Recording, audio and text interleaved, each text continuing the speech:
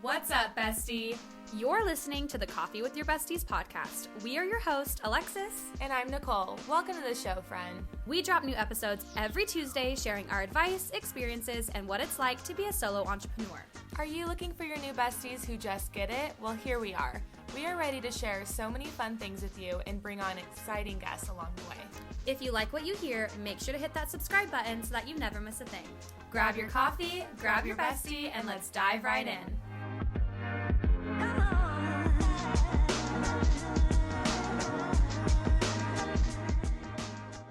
Welcome back to the podcast, besties. Woo! Cheers, guys. Cheers.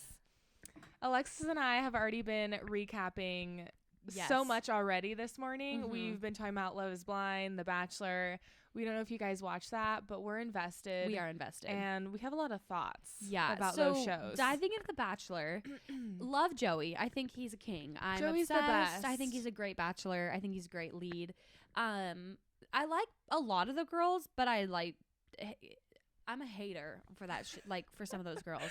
And it's so funny because I try so hard to be a girl's girl, not when I'm watching that show. When I'm watching that show, you turn into a different person. No, I'm like, ugh, stop. Like Leah switching up out of nowhere and being like a little B word. I don't even know who she was, and then all of a sudden she's a bully, and I'm like, who are you? Nails, peep the hair. I was like, stop trying to be an influencer on The Bachelor. I don't get it. I'm I like, don't who get are it you either. again? No.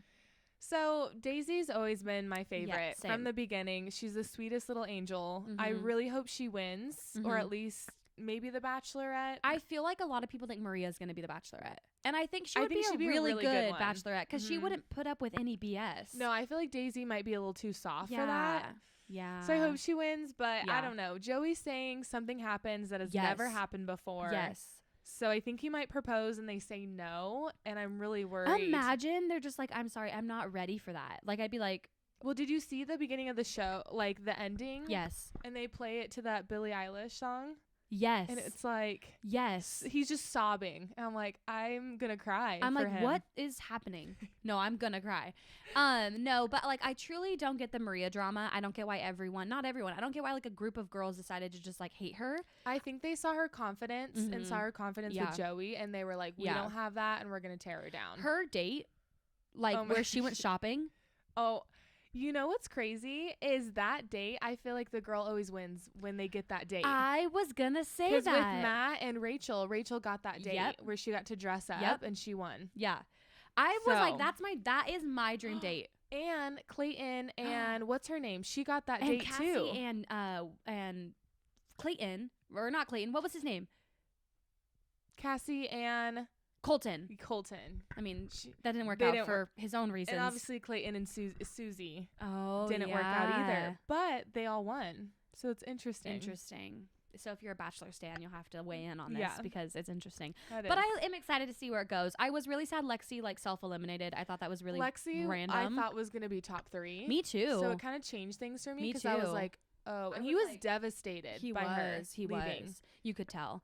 I'm like, I feel like for Joey, his body language is like really easy to read. Like you can tell the people he's into and the people he's just like not super, like he's into, but like not as much. Yeah. I'm worried though that he's going to end up like falling for multiple people. Like they all do. Sure. They always do. They always say they're not going to. And then they always say, I love you to 3 people. And I'm like, why'd you do that? Now what are you going to do? Because they're like, I don't want to hold back. But I'm like, that's your job a little bit to me. Because on The Golden Bachelor, I was shocked with who he chose. I was shocked. I was like, Gary, sir, you're not going to pick Leslie? Because the things he said to her were more futuristic than what he said to his wife now. Yep. So I was like, ooh, that would be hard to watch back. I just think that him and, what was her name? Like Linda or something? Who he picked? Yeah, Kathy. Yes, Kathy. I think it was Kathy. I think that they just bonded over the mutual loss of a spouse. And then she had been through a couple divorces, so I don't know if that was kind of like a warning. I think he was just like, oh yeah, like you're maybe not in it for the long haul, even though she was like, I've just never found someone to be in it with me that long. She was she was hot though. I was like I want to look like her when I'm that old. She had because she was kind of the dancer, and she dated Prince or something. Yeah, she was fun. I was like, Gary, she's gonna keep you on your toes. You're gonna go with Kathy, who's like knitting on her couch. It's fine. I love Kathy too, but yeah, she was a sweetheart. I was really there for Leslie. Well, people said that once he heard Kathy's money and what she had, then he kind of made a switch because I don't think he has a lot of money. Oh, something like that. I don't know what's true, what's not. So if you guys watch The Golden Bachelor. Yeah, that was a while ago, but still. Yeah. Anyway. I'm still thinking about it. I know. And then Love is Blind is our also show that Nicole just started, so we can't talk too much about. But if you haven't started Love is Blind's new season, you should watch it because it is messy. The whole concept is crazy. It is wild. Because I think it's pretty obvious Love's not blind. It's hard because I can see what they wanted to do with it. I love the idea of it. But when you talk about it and then they got in trouble for things, it's like they don't see daylight for days. Yeah. Like, I'm just like, that's not good. No. Like, I'm like, what kind of show are they going on? I thought it was a dating show. I just think it's like, because of the amount of non-success stories, it's kind of just like proving the fact that love's not blind. Because if it was, there'd be more people who would fall in love and make it work. Like, there isn't that many couples. But then from The Bachelor too. No, it's fair. But The Bachelor's only one guy, one girl. This is like 5 or 6 couples. Kind of like Bachelor in Paradise. Yes, and you're like maybe getting 1 or 2 that make it to the altar. Maybe. Like, I mean, well, a lot of them make it to the altar. Concept, but I definitely would want to know like what my future person would look like. Yeah, I feel like you have to have some sort of physical attraction to them. Yeah. Like, you can't just be like, I love your mind and heart, but you're ugly. Yeah, that might not work for years and years. No, like, you could probably put up with it for a little bit, but like, sorry if that's mean, but no, but it's like the rest of your life. You have to wake up next to that person every day. Like, go stare in their eyes. You gotta. So anyway, Love is Blind is messy. Anywho, but today's episode that we're gonna chat about is biggest lessons we've learned in our business. Just things that we want to share with you guys if you are, going through it. 'Cause Lord knows we have. Oh, yeah. We've learned so much. Alexis and I combined have been in this industry for like over 10 years almost. So combined years. And it's not easy. Like, we've definitely had our days of tears and doubts and being like, is this really what we want to do for I'm like, I should get a job at Barnes & Noble. This like, do I need a side job? What, so it's not easy, but we've learned a lot, and we want to share with you guys, some tips, things we've learned. And, it's a lot about like, you're not going to please everyone, but you're going to find your people with, other photographers becoming your best friends through clients. Clients can become really close friends as well. And it's awesome to look back through the years that we've been, in our businesses and thinking about all the people we've met along the way. We've met each other through our businesses and Instagram. And so it's kind of cool to look back on all that stuff. It is cool. Too. And it's just so awesome to like see how many people you get to connect with. Oh, yeah. I think sometimes we forget the bigger picture of like why we do what we do. Like, yes, it is for a paycheck. Yes, it is so that we can pay bills and like have a good life. Yeah. But like, it's so much more than that. Like, we are such a unique industry. And I think, the more you focus on that and almost capitalize on that concept, the more successful you're going to be, because it's not just about like, okay, showing up, get paid, leave. Like, it's connections. It's like, it really further building that, like, just finding your people, like you said. Yeah. Because you're also capturing people who are connecting with each other, and then you're also connecting with them. So it's a lot about connection, communication. You're becoming a piece in their story. Like, if you capture their proposal, if you capture their engagements, if you capture their wedding, like, you are a common piece of all of that story. Like, when just my own experience, like even wedding dress shopping, like I'll never forget the girl who helped me. I was like so excited. She was so excited for me. And I'm like, sometimes we think like, oh, they won't remember, but like, trust me, as a bride, we remember like your people. And especially if you like are serving them, which we'll get into, they're gonna remember you. That's the whole point, right? Because you're not just showing up to her wedding day. Like, you're there the whole day. Yeah. You're, meeting their family members, meeting their friends, taking their photos, and you're creating a story out of their special day. So, and I'm just a big believer in that. You shouldn't feel like a stranger. Like, you shouldn't be showing up and they're like, oh yeah, okay, yeah, what's your name that's again? Who we hired. Yeah. Like, they should be like, oh my God, Nicole's here. Like, they know you. Yeah. Exactly. Yeah. And just finding that solid group of people to be surrounded by is so important. Like, just finding the people that are going to support you, uplift you is so important for your business, and just feeling loved and encouraged, because it's not easy, like we said. So the first thing that we kind of both learned through our businesses is it's totally okay to ask for help. I know, being like an Enneagram 2, I'm the helper.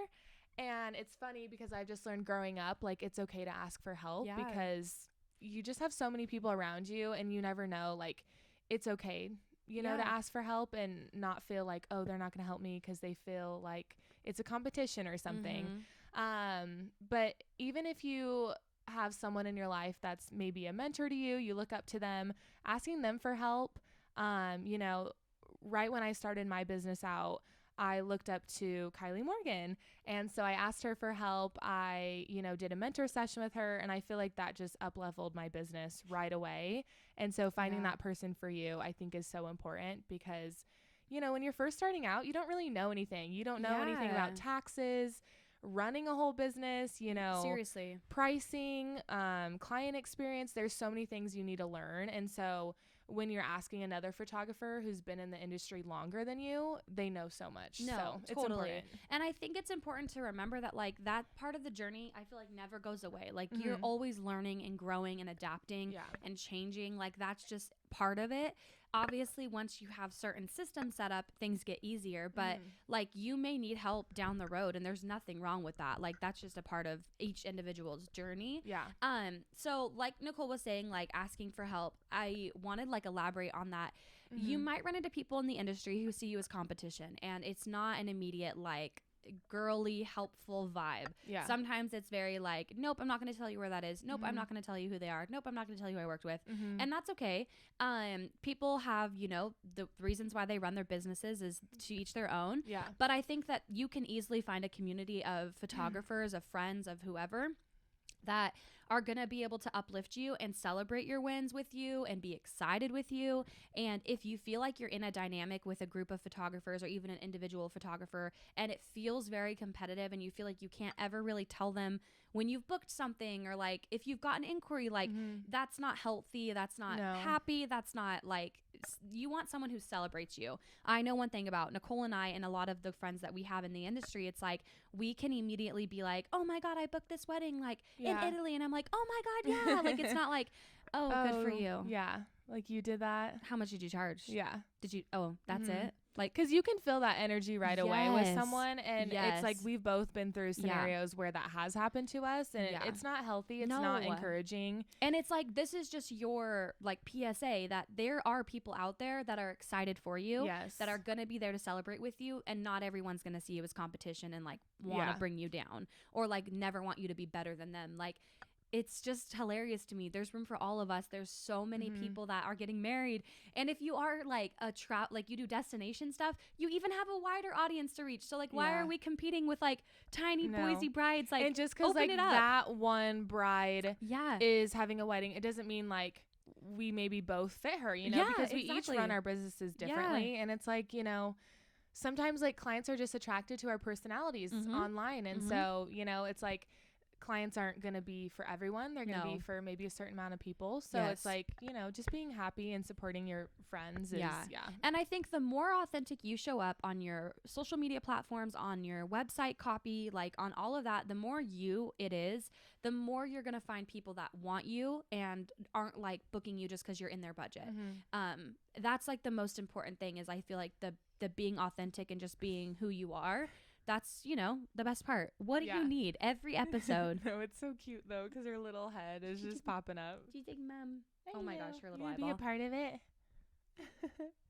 But yeah, like we said, you're not going to book everyone, but like your right clients are going to find you, and just like being reminded of that, because it can be really, you know, discouraging when you get ghosted and things like that. Like, Alexis and I still get ghosted, and it just happens. But like making sure that, okay, that client wasn't for me, like that's okay. Maybe they went with someone else for budget, and it's fine. You know, you want a client that's going to be like, we want you because you're amazing. We love your style. And you can feel that right away. Oh, absolutely. And like, you shouldn't ever feel like you're begging for somebody to like book with you. Like, they should be excited about booking you. I feel like for me, my like shift happened like maybe a year and a half, 2 years ago, where it was like I just wanted to start coming from a place of serving. This industry, like I was saying earlier, is so unique in that we're not just here for like a quick buck. Like we're literally in the service industry. So like what does that mean? It means showing up like 100%. It's showing up and giving everything you have. Sometimes that means like you might stay a little later than you thought. You might show up a little earlier than you thought. But it's like reminding yourself why we do what we do and like why we're in the industry. And it's not for us, like it's for our clients, it's for our people. And I think the more you show up like that, like authentically and not putting on a front, not being fake about it, but like truly just wanting to be like, how can I make your wedding day the best experience ever for you? Working with me, like how can I go above and beyond? And that looks different for everybody. Some people, that's just like easy things like fixing a train or like making sure she has lipstick or easy little things. For other people, it's like, okay, if the cake's not ready, I'm gonna put the cake out, and then I'm like, they're going above and beyond outside of their industry. Everybody's different. There's no right or wrong way to do that.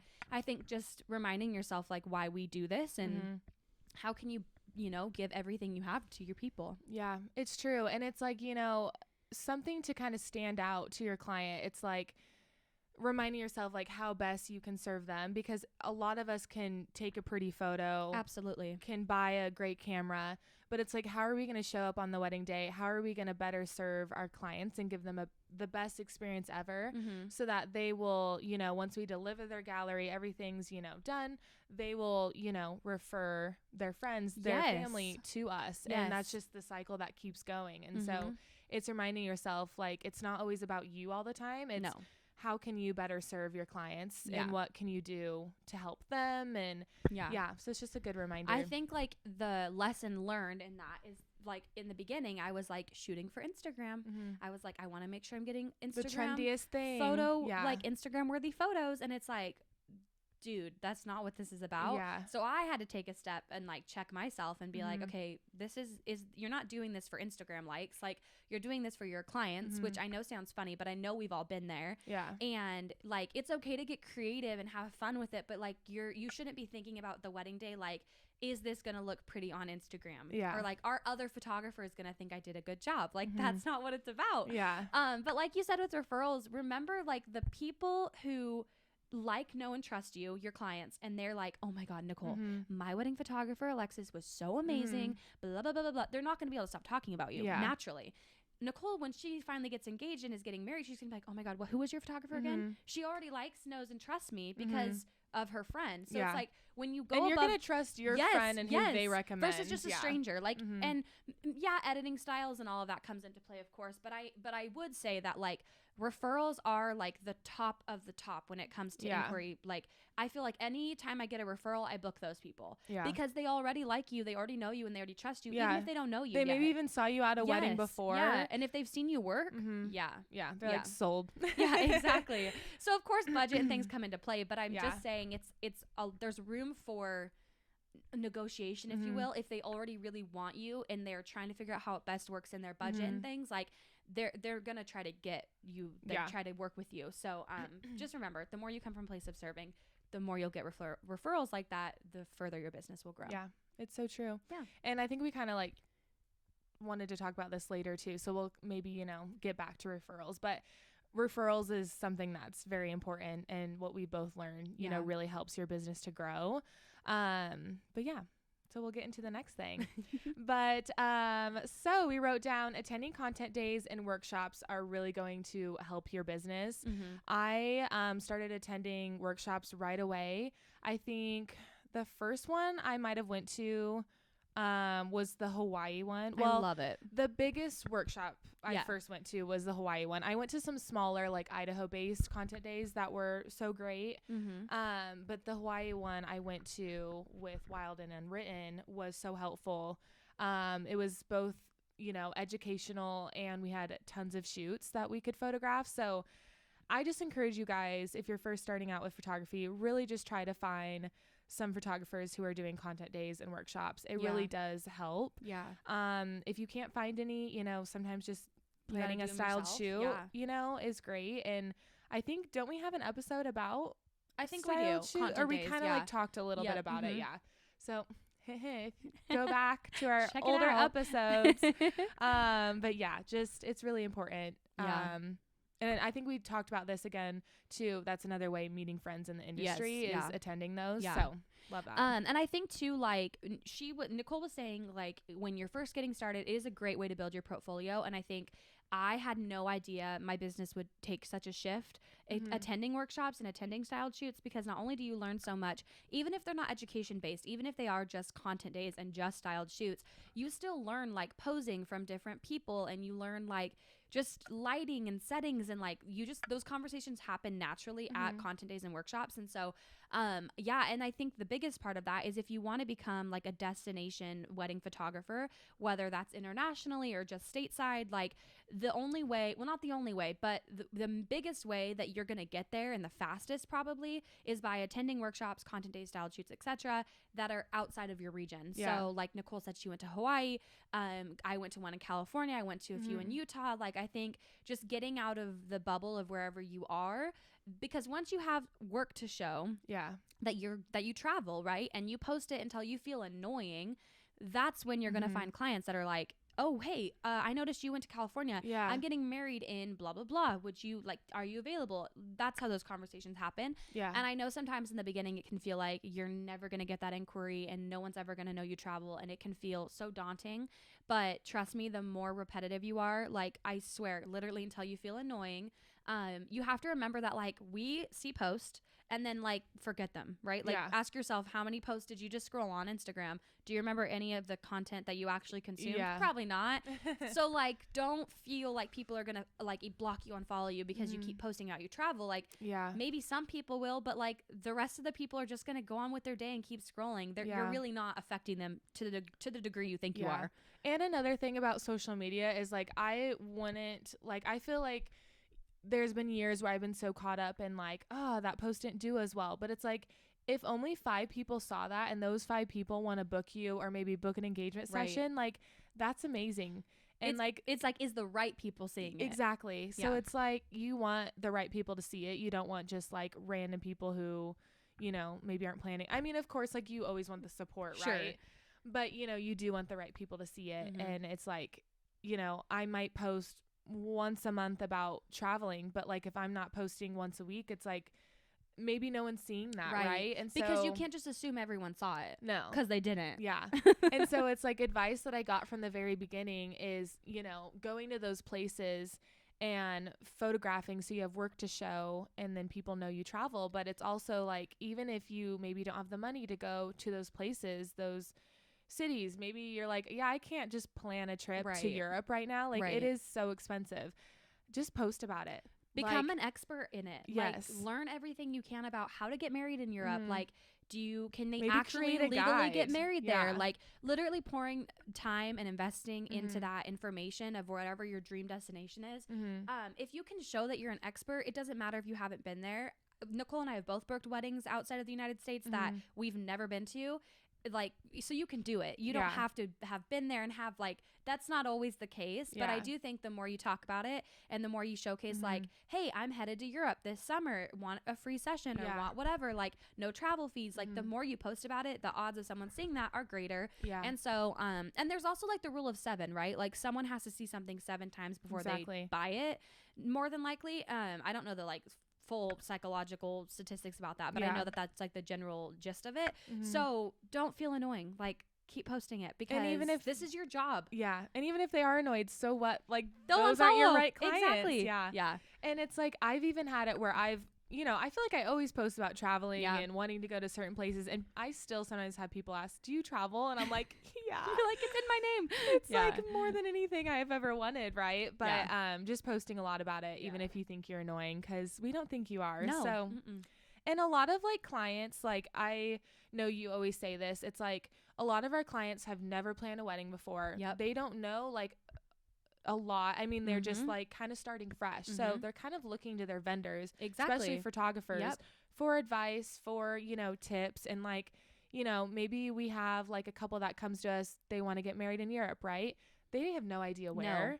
Maybe they do some of their own research, but if we've already had like a year or 2 of experience doing research and how to plan a wedding in Europe, how to elope. Yeah. We're just going to be like problem solvers. Those people that they look to. Because imagine if you went to them and you were like, hey, I know this is what you want to do. And I know you have no idea what you're doing, but like, here's a whole guide of information that I've already done the work. I've already done the research. Like, hopefully this helps. It's going to help. Yeah. Do you like, it just, you know, it's things that we didn't know and now we know. And it's just things you learn throughout your business. And so that's why we're sharing all this with you. Yeah. And also circling back really quick to Salad Shoots, I think you can still attend and do these things if you're like an intermediate advanced photographer. I think there's nothing wrong with attending workshops and salad shoots and content days if it's like a creative thing, especially if it's with like hosted by people that you're excited about. Like, oh my God, I would love to go to Kara Mia's content days one of these days. Like, I'm so lit on fire by her design and her mind. Like, and I feel like I'm an intermediate photographer. I don't feel like I'm a beginner anymore. So it's like, you don't have to stop going. Like, there's nothing wrong with doing these things. Definitely not. I want to go to one every month. Literally. I feel like I get so like just inspired again and meeting new people. And, you know, I feel like no matter what, like even from the beginning, I've always had people that I've looked up to. I look up to still some of the same people that, you know, have just been in the industry longer and they're just doing so many amazing things. And so don't feel like when you get to a certain point, you're like, oh, I can't have a mentor. I can't have someone I look up to. No, it's like because you always can. And even the we're biggest always of learning. The best still look up to someone else. Exactly. So, and we're always learning. Absolutely. We both still are learning every day. Every single day. I'm like, oh, didn't know that. Didn't think about that. Didn't know that. Okay. So good communication with clients. This is something that comes with time sometimes. Maybe you're good at it right away.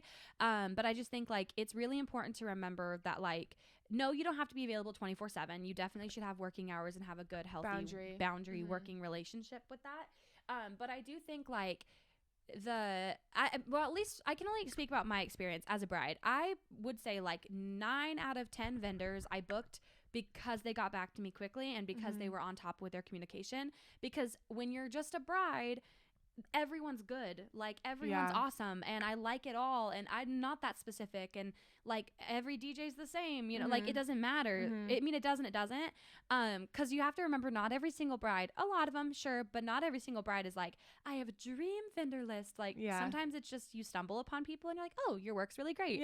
You didn't get back to me for a week. Well, I already moved on. You know what I mean? Exactly. So good communication is really important. No, it really is. And it's like establishing like once you book that client, where is it going to go from there? Yes. How are you going to have your contract set up, your invoices set up? Like you want it very much organized so it's not scattered and it's complicated for them.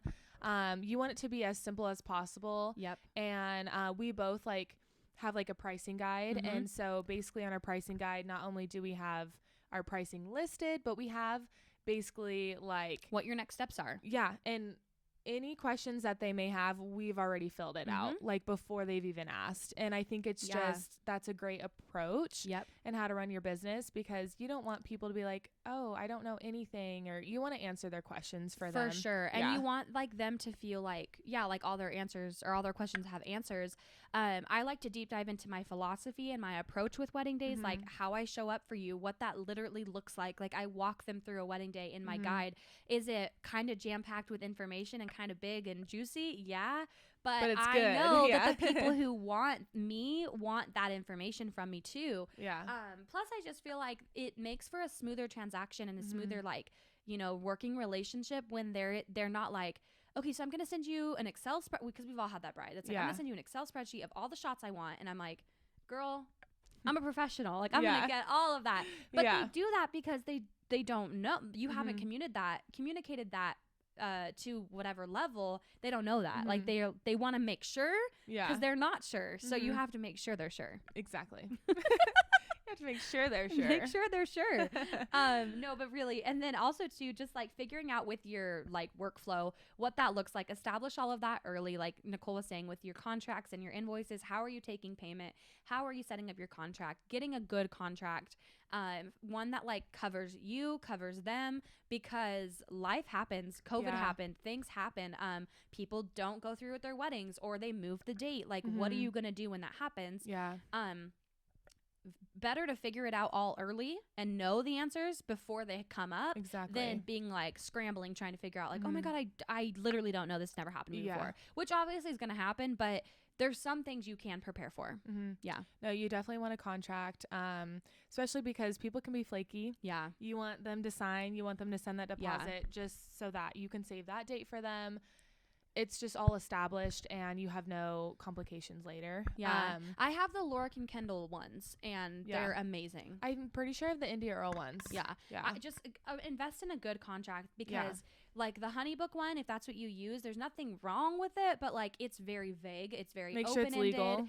Well, yeah. And also make sure it's like actually a legal contract because just because you sign doesn't mean that's binding in any way. So do some research. You can also pay to have a contract drawn up if you want one of your own. Like lawyers would do that. Lawyers will do that. And also I think there's a company online that can like do one for you and you can pay and it's like fully legit. Because I think each state is kind of different too. Yeah. So just making sure that's all ready to go for you. And then also too, like this isn't one of our talking points, so I'm just going to throw it in when we're talking about workflow and things. Establishing once you're ready to become an LLC, for me, I like waited until I hit a certain earning point. Like I was like, if I'm not making above X amount of dollars, there's no point in becoming an LLC. But I will say figuring out your tax brackets, figuring out what that looks like, because being a sole proprietor and doing it as a hobby is fine, especially if you're writing everything off and you're not claiming income and all the things, and it's still early days, like that works. But then eventually you become an LLC and you can write off so much more. So much, yeah. Like it's really beneficial to do that, and it's a really easy process. So just establishing all of that early ahead of time. Yeah, and for a while, like when I first started, you know, you learn so much about taxes, but you truly learn what you can all write off. Yeah. I know you can write off, like, if you're using a room in your house as for your an office, then you can write that off, like the square footage. Yeah.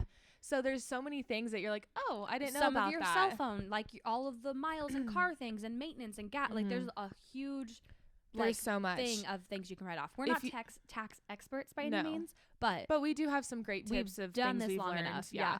Even like yesterday, we went to coffee with another friend and we talked about our business the whole time. Write that coffee off. Yeah. And so it's just, you know, I feel like the government hates small businesses. No, literally. And so it's just learning, you know, what you can all write off, and don't be scared to like not write off everything. Yeah. Don't feel like, oh, I'm writing off too much. Like, do the giant corporations write off everything? Of course they do. Yeah. And they're making millions of dollars. So like you can too.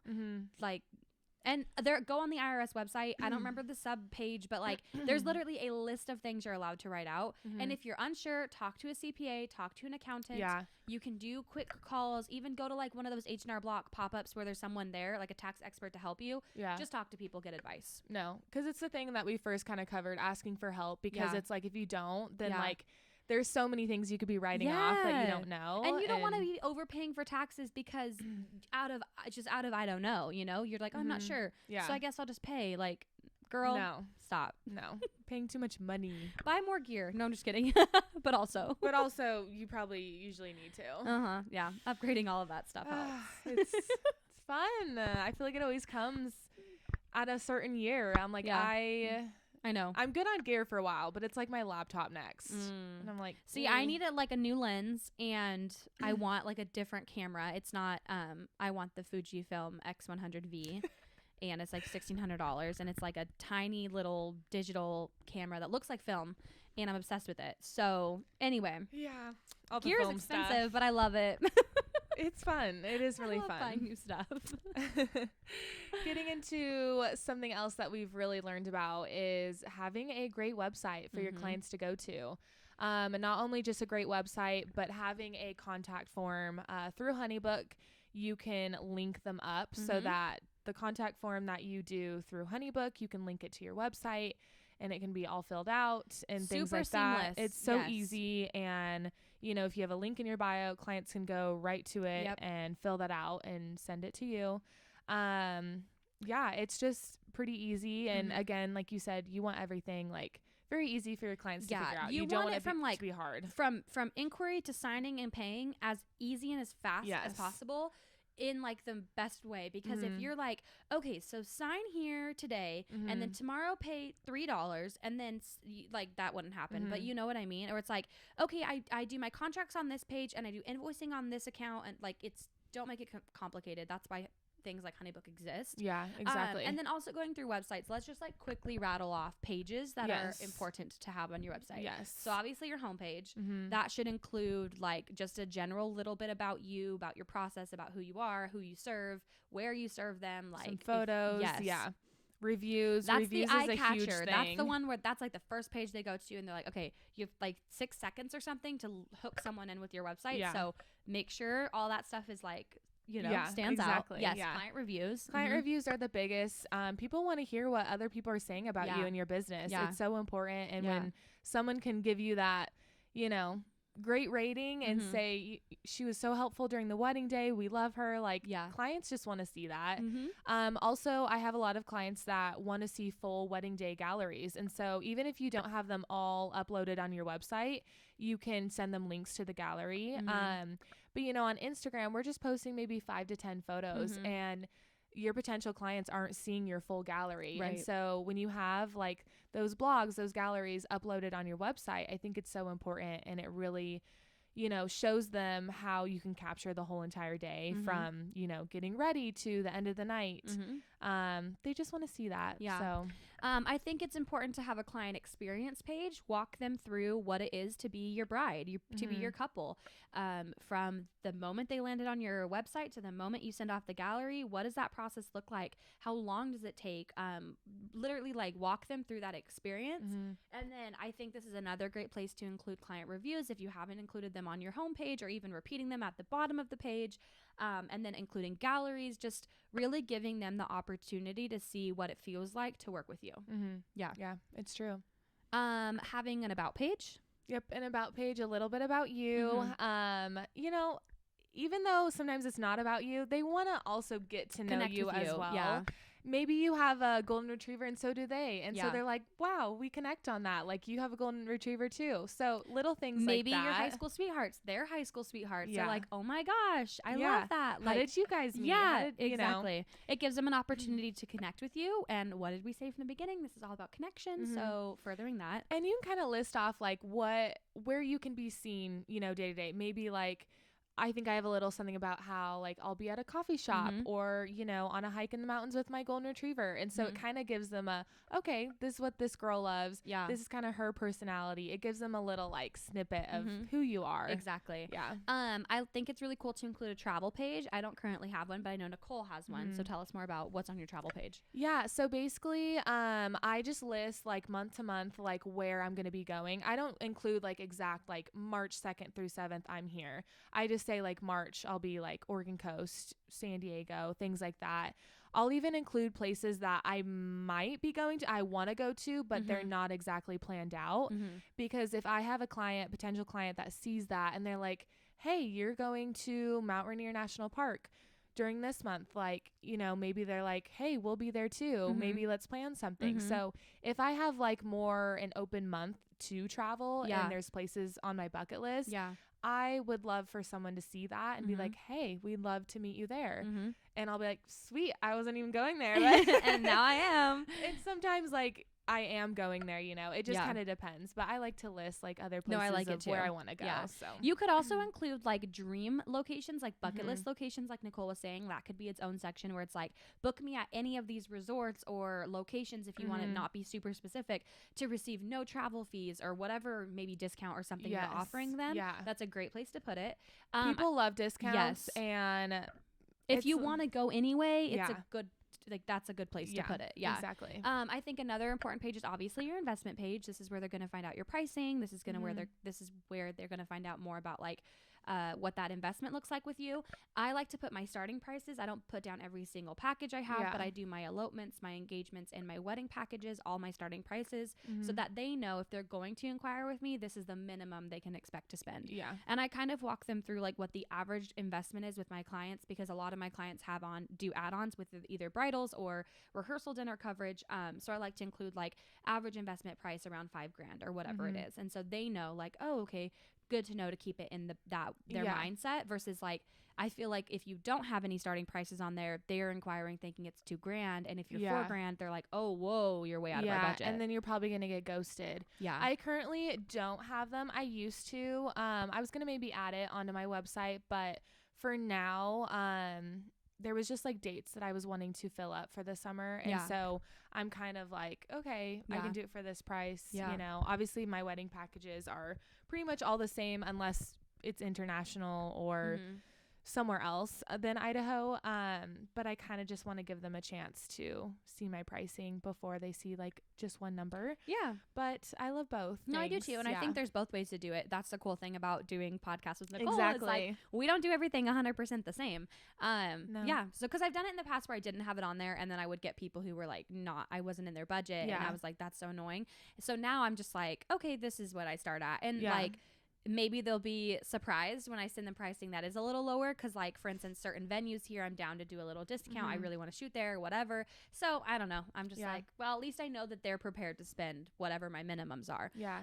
Even if my minimum isn't what they end up getting, if that makes sense. Yeah. And like we said in the last episode too, all about pricing, like, you can change your pricing whenever you want. Like this. That's the thing about being a business owner and running your business. It's like, you're your own boss. You can literally do what you want. Yes. Yeah. That's why we did this. We want to make as much money as we want, or as least amount of money as we want, work as much as we want, work as least amount as we want. Like, that's what this is about, is figuring out what systems work for you. Okay. Other pages really quickly on your website, obviously a contact page, which is where your inquiry form will be. Yes. You can include a little segment on here if you want. It can be really simple. Decisions up to you. I think it's cool to have a frequently asked questions page of questions you actually do get frequently asked, or things that come up often, like, do you Photoshop? What if it rains? What do I wear to my engagement session? Whatever is your vibe. Put all of that on there, because the more information they can get off your website, the least amount of questions they're going to have coming into your inbox when they inquire with you. They're going to feel like, okay, all my questions already got answered. That's the best place to be in. No, exactly. Yeah. Other than that, I don't think there's any other pages I can think of, but I'm sure there's a million you could add, and you can make this so, that's the cool thing with websites, is you can make them so diverse and so like personal. Sorry, couldn't think of the word, but so personal. So just And also on your contact form, I always ask for their phone number, because sometimes it's nice to just like text them right away too. I know you do that, right? Yeah. So it's nice to get that. It's nice to get their Instagram handle if they have one, just so you can kind of see what they look like. Not like saying that's gonna like change if you book anything. I just like seeing the person, honestly. Well, and also I like knowing they're a real person. Like, because sometimes people will inquire where I'm like, this is reading a little bit. No, I definitely suspicious. Get like scammers. Yeah. Which makes me nervous. So I'm like, I want to know. Not meeting you out in the mountains. I don't think you're real. No. I'm like, I need to see your picture on Instagram, or like text me a photo of what you look like, I guess. I don't know, but no, so I do that as well. But no, websites are super important. So whether you're DIYing it, whether you're investing with somebody who does website design and building and all that good stuff, it's a good place to have to put in your Instagram bio for them to land on, because Instagram could be gone tomorrow, and then where would people find you? So it's just nice to have a website that you own. It is nice. Have your work in multiple places besides Instagram is another thing. We didn't really write that down, but it kind of goes into it. Just that's some of the biggest things we learned, is having like not everything just in one pocket, right? Yeah. What's the saying? All your eggs in one basket, or all your eggs in one pocket. You know, it can if we're playing pool, all your balls in one pocket. I love it. But no, just kind of like spreading out your work in multiple areas, because some people don't have Instagram. No. And so it's like they might be just Googling you. And so if you don't have a link on Google or anything, how are they going to find you? You want to have a Google page. Pinterest. You want to have a Google page with reviews on it, a little bit about you, and a link that goes to your website so they can reach out to you. Yeah. That's another and then big just diversifying where you're posting, because I know it can be overwhelming and exhausting, but like if you take one day out of the week where you're like batching, I know it's just because our things are all crisscrossed. But if you have one day where you like are batching content on Pinterest, and then you're on your Instagram, and if you do TikTok, and if you do blogs, like this is your job. Is maybe it's not, if it's your full-time job, then you have no excuse. This is your literal full-time job. Work it like a full-time job. So yeah, that I think sums that part up. Yeah. It's big. And then we don't have to do a lot on this topic, but just we kind of wanted to dive into like gear. Obviously when you're running your business, you want to learn how to use your gear. Yes. You know, you don't want to just like barely know the settings and then you're like, okay, need a new camera. You know, you really just want to dive into learning about it. And when we first both started, you know, you look up YouTube videos, there is so much help online that you can get if you don't have the budget to, do a mentor session. Yeah. Google's your best friend. It literally YouTube's is. your YouTube's best friend. Free. Yeah. Yes. Yeah. No, that's how I learned everything. I was 100% self-taught. Yes. Yeah. Nothing wrong with that. Nope. Okay. Last thing I really want to quickly talk about, because we've already talked about this in our last episode, but if you are at the place where you are overbooked and you are like, oh my gosh, I keep having to turn people away, it's time to raise your prices. Once you start, like, you have to kind of figure out what makes sense, and it might be a smaller number, but once you hit the point where you're like, okay, I feel ready, like, I know it can be so scary, but I promise you, once you start booking clients who want you, and it's not because you fit their budget, but because they truly love your work, they love you, they love your personality, they love your style, they love your communication, they love all that is your business, those are the people you want to keep booking time and time again. Yeah. So sometimes that comes when you stop getting in that competitive budget range. I know, because I lived there for so long, but once you step out of that, I promise you, it might not happen right away, but you will find people that are just like, okay, cool, we want you. And you're like, wow, that's the best feeling. I had no idea it could be this easy.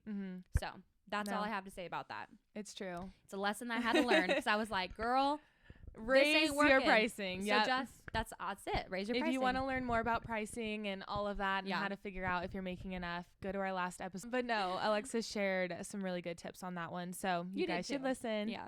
You just have that formula down, So I love hearing about that. It's all because I took the course. Had I not taken the course, I'd be like, I don't know. But now I'm like, oh, okay, I get it. Yeah, I get it. No, we both truly have learned like so much, and there's probably other things that we didn't even think about that we learned. I mean, that was kind of just summarizing our experience. Yeah, all of our years. It goes by so fast, and you're like, oh my gosh, you're like 7 years into this, but. No, so we hope like these tips really helped you guys, and lessons that we've learned. We hope that you guys will, take something from that as well. Obviously we all run our businesses so differently. Yes.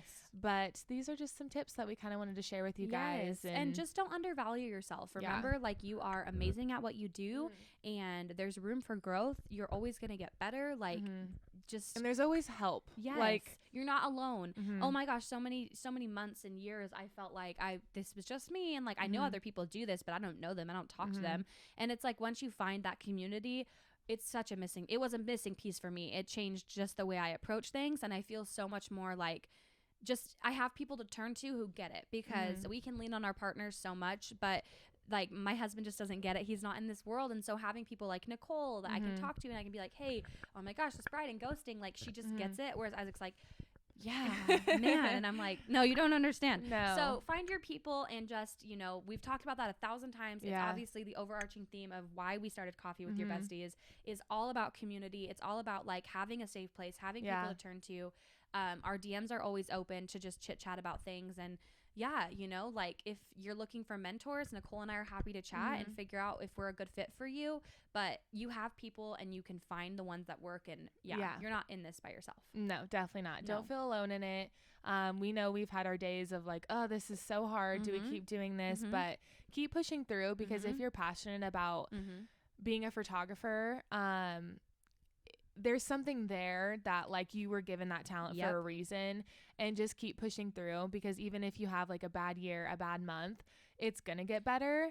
And even if like maybe you're not passionate about it and you're burnt out, maybe there's something else for you too. Yeah. And it's okay to also have 2 jobs at one time too. We know a lot of girls that are photographers, they're also nurses, and so there's other things in photography that you can be passionate about. It's okay to shift. Yeah. Oh yeah. Like you don't have to be stuck. That you're not in this box. That's the whole point of entrepreneurship and being a business owner, is you can shift and you can change things. And if it's not working, just fix it, change it, try something new. Yeah. Because it's so true. Like, you don't have to feel this is what we do because this is what everyone does, because that's not true. Like everyone does things differently. Yeah. But so big lessons we've learned throughout our years of experience doing this. And it's such an exciting journey. And even the bad days, I'm like, fine, I'll take them as long as I get more good ones too, because it's like, you can't have the good without the bad. It's what makes us be so grateful and appreciate all the good stuff. And with adversity comes, like achievements, and it comes like breaking those barriers and hitting the next goal. And just remember to celebrate all the milestones, because it goes by so fast. And it's like, we want this thing and we're striving for it for so long, and then we get it and it's like, oh, I forgot I wanted it because I want this now. And it's like, you wanted this for so long. Like, take time to celebrate it and be excited about it. Oh yeah.